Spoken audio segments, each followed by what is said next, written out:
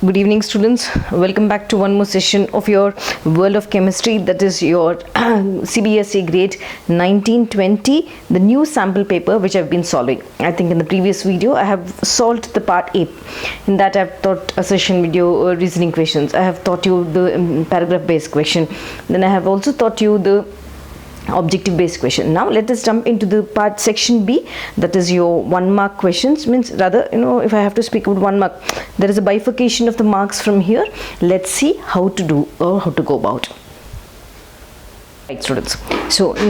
So when I have to speak about section B, what actually is this? In section B for your board examination, you have all 2 marks questions. Means in each question you have 2 subparts. This one mark is carried by this and 1 mark is also carried by this. Let's see. So in the Super 20 series which I've picked, as I told you, it's a beautiful book with all the combinations of 10 solved sample papers as well as 10 unsolved sample papers. So please go through this. It will be very useful for you. Right. So if I have to start with this question, as I said, let's see what is this. Draw the structure of the following molecules. So they have given 2 structures here. One is an interhalogen compound, done. One is the inert gas element, the noble gas element, in which it is formed xenon hexafluoride. Let's start. First of all, when a compound is given to you like this, IF4, so we very well know the first element would be the central metal atom and the next would be the ligand around this, correct? Now let us take this I in the center, I, done. So how many fluorines are here? Basically you have 4 fluorines, so bifurcated 1, 2, 3 and 4. So I have drawn 1, 2, 3 and 4. That's fine. Now after that, please try to join all the 4 fluorine atoms with the bonds. That is also over. Now what else is left out? Here they have written there is one charge here, that is your minus charge. So what you're going to do, you need to put a sign like this and indicate it as minus charge. That is over. Anything else is left? Most important. When you have to draw such structures, you need to first learn or know the electronic configuration of this. So after knowing the electronic configuration, whatever are the lone pair of electrons that you need to represent here in this compound. So when I have to take iodine, after sharing IF4, there are here and one more here. Done, students? Yes. So here we have 1 lobe above and 1 lobe below. That's fine. Yes. So let us for this, as I told you, you need to know the atomic number as well as electronic configuration, and also you should know how many are left out in the vacant orbitals. This, the lone pair of electrons which are there, that also you need to mention. Right. Now here above, 1 above and 1 below. Let's take xenon hexafluoride. Again, as I said, the first metal atom would be xenon. How many fluorines are there? 6 fluorines are there. Right. 1 is over, exactly, little bit. Okay, we have forgot to write the shape of this, isn't it? Yes. What is the shape of this? It's exactly like a square. So the shape of the molecule is square planar. You will be getting a half mark for this and half mark for this. Now when I take xenon hexafluoride, xenon is in the center and fluorine I need to write. So 1 fluorine here, then 1 more fluorine here. Here you have 1 more fluorine. Exactly, it is not distorted octahedral. It is octahedral, but little bit distorted would be 1 fluorine here and 1 more fluorine here. Then join it. So 1, 2, 3. Okay, I have left out 1 more fluorine. Yes. So let us write. I've drawn 5. Okay, now this is an octahedral but little bit distorted, and the 6th fluorine is here. That's fine, students. Yes. Now as I told you, you need to know the electronic configuration. The left out is yes. Done. Yeah. So now when I have to speak, as I told you, this is 6 means octahedral, 4 means square planar, square.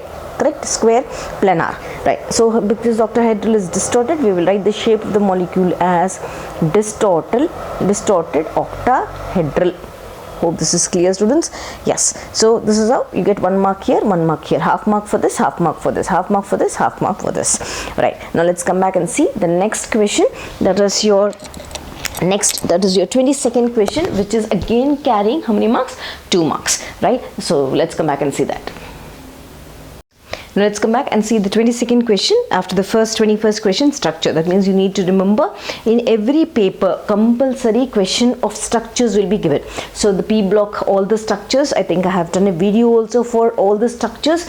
Please practice all the structures. As I told you, after the sample paper I'll be doing quick revision of the grade 12 CBSE, all the chapters revision done.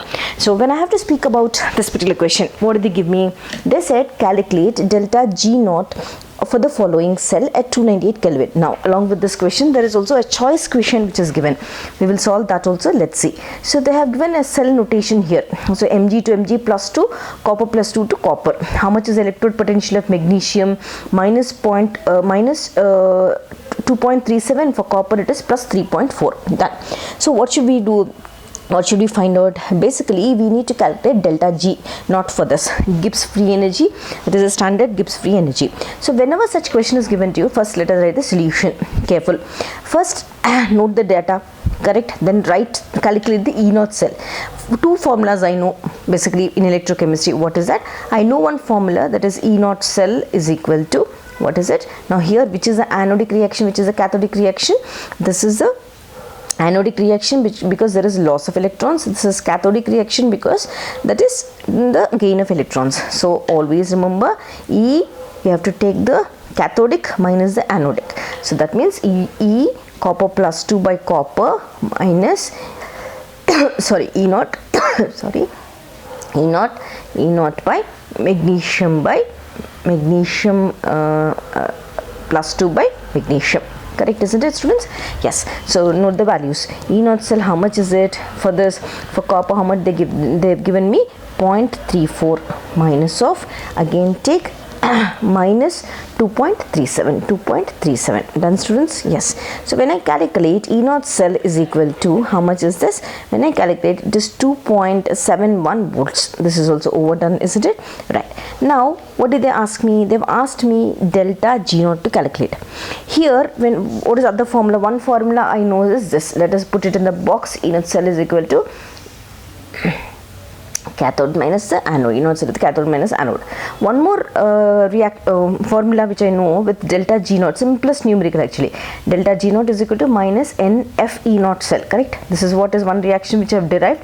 Standard Gibbs free energy. Yes, right. So what is N? N is the number of electrons. What is F? Faraday. What is it equal to? It is equal to 96,500. What is E naught cell?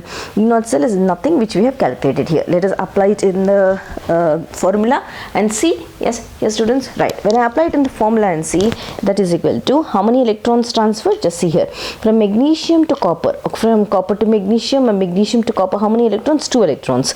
So minus 2 into what is 1 Faraday equal to 96,500. How much is E naught cell? 2.71. So how much is it coming up to? So here when I multiply, I think it comes to minus 523.03. What is the unit? It is nothing but kilojoules per mole. Simplest numerical, isn't it? Such direct numerical, not very easy. It is there in the NCERT. You can easily find it and then solve. Done, students? So this is the 22nd question, and here, as I told you, there is a choice in the question. Between this question, in 22nd only, they have picked up a choice. They've taken this question. One more question choice is there. Let us see that question. Now, so when I have to see the 22nd question, there is one more question in this, right? Let's see. That's the choice question. Simplest question again.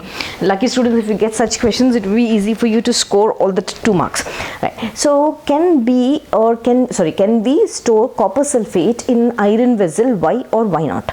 Right. So first of all, whenever we speak about copper sulfate, what is a type of metal? It is a less reactive metal compared to iron, correct, isn't it? In the metallic series or in the metal reactivity series, we very well know it starts off with the list of metals. The first one, from the first, your sodium, yes, reactive, right? So from there it starts off and finally it ends with platinum. So they said, can we store copper sulfate in iron vessel? First thing, no. Why? What is the reason? First we have to start with no. Your answer should start with no, then only here your answer. When you write yes, they will not read any reasoning question, correct? Any reasoning answer. So if you write no, at least here 1 mark was already there. Next, how will you reason this? We cannot, means you have to write the whole statement. No, we cannot store copper sulfate in iron vessel. Why? Because, write like this. Now as I told you, iron is more reactive than copper sulfate, correct? Now because, and write reason like this, put it in the this one, put in, underline it and write, so that it is clear for the examiner. 1 mark will be given here, 1 mark will be given for the reason. So what is the reason here? First of all, iron is more reactive than copper sulfate, correct? Then copper sulfate first. How? In the, as I told you, in the metal reactivity series, it comes first, iron comes first, then copper sulfate. So what will it do? It's going to replace Cu plus 2 ion, yes, hence, because it is more reactive, hence replaces Cu plus 2 ion, okay, and what will happen? Copper metal gets deposited, and copper metal gets deposited, okay, gets deposited. Let us see this reaction, how it looks. So what did they say? They said copper sulfate, iron vessel. So let us write the reaction. First you take Fe, okay, so iron vessel they have given, so I have written iron. So next, what is the thing? Next is copper sulfate, right? Copper sulfate here, CuSO4 is the formula. Now I said this is more reactive than copper, so it's going to replace, let me take out one more pen I have. Where is my orange sketch pen? Okay, so when I have to take that, as I told you, this is more reactive. This iron, whatever is there, is going to replace this copper. It will push out this copper, and copper is out. Let us write. So what is the reaction? FeSO4 plus copper solid, which gets deposited at vessel. So because it gets deposited on the vessel, we should not store copper. We should not store copper sulfate in iron vessel. All the copper will get deposited in the walls of the iron vessel. So that is your answer. Let's come back and see the next question, students. Now let's come back into the 23rd question. I'm going very slowly, gradually explaining so that everybody understands and you can write the same answer in the exam. Right. So when I have to speak about the 23rd question, what did they give me? They've asked me A, B questions, one mark each. Right. So they've asked me, what is the role of desorption in the process of catalysis? Okay. So first of all, there are two things, sorption and desorption. Correct? Right. So first important thing, whenever we speak about desorption, D means removal. So first key word which the examiner expects you to write is desorption. Means it provides space. What does it do? It provides space to the other reactions on the surface of the catalyst. That means whenever a particular thing, let me relate this question later. So as I told you, in surface chemistry, whenever there are two concepts, one is sorption, that is the absorption, and desorption. Okay, so they said, what is the role of desorption in the process of catalyst? So we very well know the most important thing is the catalyst. So during this process, whenever there is a catalyst, because of this desorption, what will happen means the removal. Means it creates or it provides a space for other reactions. The other reactions, it will provide a space. Where it's going to provide? It's going to provide on the surface of catalyst. Once again, we very well know in surface chemistry, in the presence of catalyst, only the forward reaction happens. Correct? So what should I write? Because of this, the answer is role of desorption, that is removal, in catalysis. Catalysis means the process of catalyzing the reaction. Catalysis is to provide space. What is the use of providing space? If it provides space, the next other reactions can happen in that, isn't it? So it's to provide space for other reactions on the surface of catalyst, on the surface of catalyst. Okay, this is what is the thing done. So this is how we are going to categorize this. So they've just asked me, don't write the whole mechanism, don't try to make big paragraphs. They just ask you, only two keywords will be there in that particular thing. One would be providing space. So you can take your pencil and you can mark it like this. It provides space for other reactions. That's it. The examiner will get impressed and give you 1 mark. So when I have to write the second one, they've asked me write the brief mechanism of enzyme catalysis. So for enzyme catalysis, there are 2 steps basically. First, as we know, you have to bifurcate the steps. Just put dot here, first step, and you can write second step. So in enzyme catalysis, what are important? In enzyme catalysis, 3 things are important. One is enzyme is required, substrate is required, then finally it forms product after combining both of them. ESP is what is important. So in step 1, I am not writing the sentences, I am just explaining. First, enzyme binds, means it goes and binds to the substrate.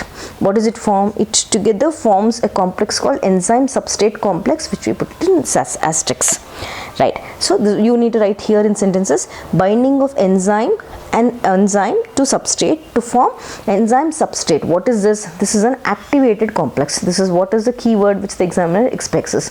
So activated complex. After this is formed, what is the next step?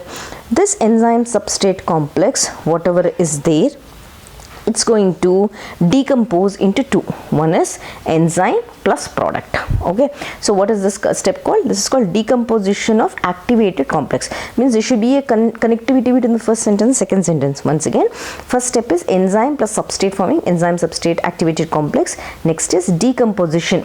So let us write that word here, decomposition. That's it. So both the times formation of underline this activated complex, you underline this decomposition concept. That's it. So with this, both the things will be over and you will be getting full 2 marks for this question, right students? Right. So AB. Now let's see the next question, that is the 24th question. Yes students, let's come back and solve to 24th question. 22nd was done, 22nd we have learned the structures, 23rd we have learned a reaction in surface, means a question surface chemistry. Right, now let's come back and solve one numerical. Here let us see what data. First of all, they've given us, let us read, 0.05 molar sodium hydroxide solution of this is offered a resistance, means that particular solution is offered a resistance of 31.6 ohm. Okay, in a conductivity cell at what temperature? It is a 298 Kelvin. That's fine. If the cell constant of the cell is 0.367 centimeter inverse, right, calculate the molar conductivity of sodium hydroxide. Right, they have given one more choice question also, as I have seen in the book. So let us do this and then go. So right, first of all, what should I calculate? So I'll take a pen, I'll just mark it. What should I calculate? I have to calculate molar conductivity. So this is my concept. Now what is the molar conductivity represented by kappa, isn't it? Like this? Yes. So what is the formula? Which is equal to 1 by R into cell constant. This is the formula which you have learnt. Right, this is the formula. That now what data is given to me? Is resistivity is given, so resistance is given. Yes, how much is given? Resistance is given equal to 31.6 ohm. Okay, what else is given? Cell constant is given to me. Let me check. Cell constant is given to me. How much is the cell constant given to me? 0.367. Such an easy numerical, directly they have given. So represent this equal to 1 by 31.6 into 0.367. So when I solve this, molar conductivity I get equal to 0.0116 ohm inverse centimeter inverse. This is okay. Is the sum okay? So once again, this is not molar conductivity, this is conductivity. I'm sorry students. Conductivity is equal to 1 by R, opposite of resistance, isn't it? So molar conductivity is equal to 1 by R into. Now I need to find molar conductivity. So what is molar conductivity denoted by? Basically your molar conductivity is denoted by inverted Vm. Correct? What is the formula? Let me mark the first formula. So the first formula for conductivity is this. Now I need to find the next formula, molar conductivity of this. So molar conductivity, the formula is kappa into 1000 by m. I'm sorry students, I said this is molar conductivity. No, it is conductivity. Right, kappa into 1000 by m is done. And now let us substitute. How much is this one? I got it as, okay, let me write here 0.0116 into 1000 by m. How much is m value? Right, I need to find sorry zero. Okay, they've given molarity also. How much they give? They've given 0.05 as a molarity. Right, m done. How much will I get when I solve? Now this equal to 232 right? So now just see what the units we'll see. So what did we multiply here? 0.016. What is it? The unit is ohm inverse. That is done, correct? And the next one, you have 0.05 molar here. Okay, that is the molarity. When it goes above, it becomes mole inverse. So centimeter, yeah, centimeter, this becomes centimeter square. Yes, because you are taking this 1000, right? And next comes your mole inverse one. Done. So this is the unit for this, ohm centimeter for this one. Next for 1000, and then mole inverse. That's right. So this is how you're going to solve. It's a direct numerical, students, nothing logical in this. Let's come back and see in the 24th there is a choice question. Let's see what question is given. So here, as we have seen, direct numerical from the electrochemistry is given. Let's see what is the next question. Interesting question, right? So in the 24th question there is a choice which is given to us. Let's see what is the choice question. They asked me what advantages do the fuel cell have over the primary and secondary batteries. Okay, so basically in the batteries is the last topic of the electrochemistry chapter. In that we know the two types, primary batteries and secondary batteries, right? So in secondary batteries we studied about the lead sulfate batteries, isn't it, right? So here they asked fuel cell. In fuel cell, what is the advantage between the fuel cell versus primary and secondary? So when I have to speak about fuel cell, that is made where the byproducts are environmental friendly, that is nothing but water. They're asking that. So first thing, as I told you, fuel cell, there is no pollution created, so you can just write the first word as fuel cells are eco-friendly or environment friendly or eco-friendly. Okay, means there is no pollutant released after the process. That is the first thing. Now second important thing, as we know, we need to use this fuel cell in the spaceship, so charging, discharging, that will happen, but here it does not require any charging, correct, and does not require any charging or any recharging. Okay, recharging. Now here when you're recharging, when you're writing like this, according to me believe, just note it, you need to write this answer in comparison with that. Advantages means if they ask you comparison, both comparison. If they ask you advantages, you need to write above and below, but here what you'll write, but put a but here, and then write for primary and secondary. What is the opposite of this? Here this is eco-friendly, but here in primary batteries what will happen? Yes, they are not eco-friendly, but primary and secondary batteries are not eco-friendly. This is one question. I am writing the opposite of that. And what happens here?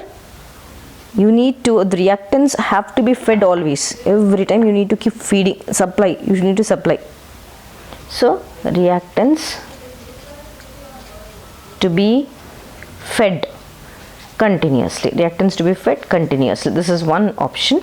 Here nothing, recharging is not required, here recharging is required. Done, students? Yes. So let's come back and see the next question, that is the 25th question. Let's see from which chapter they have given. Hope it is understanding and interesting for you all, students. Let's come back. So when I have to speak about the 25th question, now you have seen last two questions choice was given. So in 25th question, let us read. There is again a numerical, very easy numerical. Let's solve this. This is a numerical from solution chapter. Let's read. They've given us calculate the mass of glucose. They've given the molar mass also. So nice, isn't it? Molar mass 180, nothing to calculate, taking the formula. So to be diluted in 60 grams of water to lower the freezing point of its solution by 0.93 Kelvin. So Kf, that is the depression freezing point constant value is already given here, right? So Kb for the ebuloscopic constant, K for the cryoscopic constant, right? So now we have this value. Let's see. Now what should we do? We have to calculate. What is the task?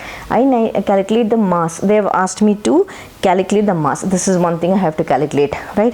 Then they've given me what else did they give me? 60 grams of this point solution is 0.93. Okay, they have given me this value. Let me start off calculating. First of all, whenever we have to calculate, first formula which we have learned.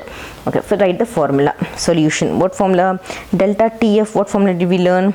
According to the Van 't Hoff factor or correction factor, I KF into molarity. Correct? Now what is molarity? Molarity is nothing but I KF into WB, I KF into WB by MB into 1000 by WA. Yes, done, right? So grams, that is the grams part which I read. G means grams. Now let us substitute. What is I value here? First of all, do I know I value? Van 't Hoff's factor, right? So here what did they give? The mass of glucose. Okay, let me come back. Here delta TF, do I know? Yes, delta TF value, how much did they give me? 0.93. So let me substitute 0.93. Yes, here the Van 't Hoff factor because glucose, there is no association or there is no means the molecule dissociation or association is not there. So the Van 't Hoff factor is 1 into what is KF value here? It is nothing but 1.86. So I need to find WB. WB is like that only. What is MB? The molar mass of glucose is nothing but this is for the solute, isn't it? So 180 grams into 1000. Okay, into 1000. What is WA? This is nothing but 60 grams. Here they've given, isn't it? See here, they calculate the mass of glucose. Molar mass is 180 to be diluted in 60 grams of water. This is for the solute. This is for the solvent. Now take out WB. So when I take WB, I calculate, what do I get? Cross multiply this. This becomes 0.93 into 180 into 60 divided by 1.86 into 1000. How much it will come to? It will come to 54 grams. Done, students? Yes. So this is your answer. So simple, isn't it? Directly. So how much should be added? We need to add 54 grams of your glucose. That means 50 grams of glucose should be added. They asked what? See here, they have asked here, calculate the mass of glucose to be added or diluted in 60 grams. So 54 grams of glucose to be diluted in 60 grams of water. Right, now let's come back and see the 26th question. That is, yeah, let's see this. Here, this is a question which is taken up from chemistry in everyday life. Very interesting, easiest question, I believe. Let's try it. So they asked us, name the central metal atom present in hemoglobin. Oh my god, such an easy question in CBSE. They've given us what is the central metal atom you need to write for hemoglobin. Okay, so when I have to speak about heme means nothing but iron, isn't it? So how does the hemoglobin structure look? So basically when I have to take, iron is in the center, heme. Correct. Now this is attached with nitrogen on this side, this is attached with nitrogen, again nitrogen and nitrogen. Okay, done. Here again further this nitrogen is linked. Let me draw the structure first. Done. And this structure here, and for this right, so again this nitrogen, if I have to speak, okay, and did I make a little bit? Okay, there is one bond here, students, I have left out, that's the reason. Okay, but it's here, carbon, CH3, this is CH2, CH2, COH. Okay, right. So now again this is linked to this bond, this nitrogen, this is also done, this is again CH2, CH2, COH, heme molecule. There's one methyl group here also. In the same way, nitrogen here, it is linked. There's a bond here. This is gamma. This is alpha which comes out. Let's name this. There is again a bond. Okay, let me take the ring, and here it's connected to this. Yes. So this is alpha. This is your beta. This is your gamma. This is your delta. Okay. So there is one more bond here which I have placed is not there. So I am writing it here. This is this group. Okay, then again CH2, CH3. On this side we have CH3 group. Done, students? Yes. So this is your iron heme molecule. Done. So alpha, beta, gamma and delta. So what is present in the center? They are asking you just this atom. You need to write in heme molecule or the hemoglobin molecule, the central atom is iron.